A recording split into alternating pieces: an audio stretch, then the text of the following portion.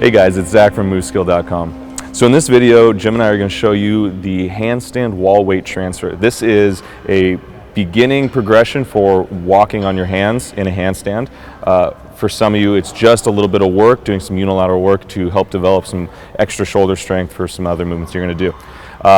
The way that we're going to work on this is going to be a slow kind of progression. I want everybody to start from the ground like Jim and I are going to do right now. The reason is starting from the plank and just understanding exactly what we want out of the shoulders before we go upside down on a wall and all the blood's rushing to your head and it makes it a little bit harder than it maybe needs to be. So Jim is going to start out in a plank.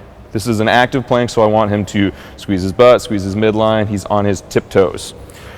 What I'm going to ask him to do, actually rather I'm going to show him, I want you to show him what I don't want them to do at first. The big mistake people make in this transfer is they just lift a hand, okay, and maybe rock side to side, or they kind of go really quickly. Yeah. What we want to see, I want to see a deliberate drive through the active hand. So what he's going to do is he's slowly going to start to shift his weight to one side, and as he does that, he's going to grow through this shoulder and extend. Come back down and watch what he does with the passive hand. He's going to lift his palm, then up to his fingers. Okay? Don't think about lifting the opposite hand. You're driving through the active hand until the opposite hand can come off the ground. And that's a really important distinction to make when we're doing this. All right.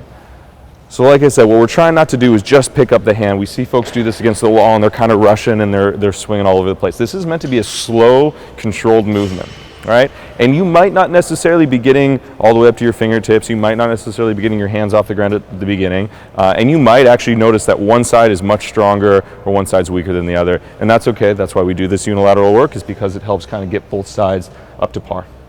All right, so we want you to start working on this movement in whatever position you can hold a chest to wall handstand in for at least 1 minute. So that's going to be either the pike on a box, the pike against the wall, or all the way extended. If you don't know what I'm talking about, check out our handstand chest to wall hold video to get an idea of what we're trying to get you guys to do. So we're going to walk up into a handstand against the wall.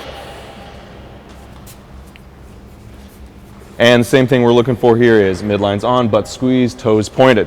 He's going to do the same thing. He's going to transfer his weight and watch his hips shift, and then he grows. And watch how slowly he transitions that weight and lifts to his fingers. Good. Push and lift. Good. One more time. All right. So what we're looking for here, you can come down and relax. What we're looking for here is the same thing we worked on in the plank. Slow drive and transition. Don't be concerned about the hand that you're lifting. Usually this is what people focus on because it's the different thing, right? You want to lift this hand. No, I want you to push through the active hand as hard as you can. Grow through your shoulder. So in the plank, we're protracting the scapula. In the handstand, we're elevating it. Okay, and when we do that, we're learning how to be active and drive and support your arm through that part of the shoulder.